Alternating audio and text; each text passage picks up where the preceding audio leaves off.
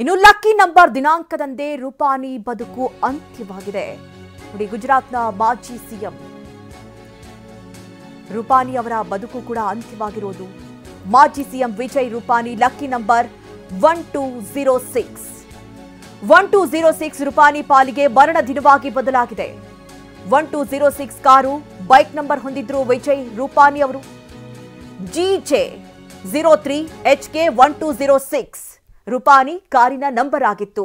ಆದರೆ 12/6/2025 ಈ ಘೋರ ದುರಂತ ನಡೆದು ಹೋಗಿದೆ. ವಿಮಾನ ದುರಂತದಲ್ಲಿ ವಿಜಯ್ ರೂಪಾನಿ ಮೃತಪಟ್ಟಿದ್ದಾರೆ.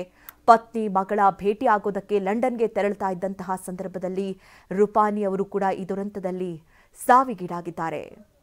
ನೀವು ಗಮನಿಸ್ತಾ ಇರಬಹುದು ಸ್ಕ್ರೀನಲ್ಲಿ ಅವರ ಲಕ್ಕಿ ನಂಬರ್ 1206.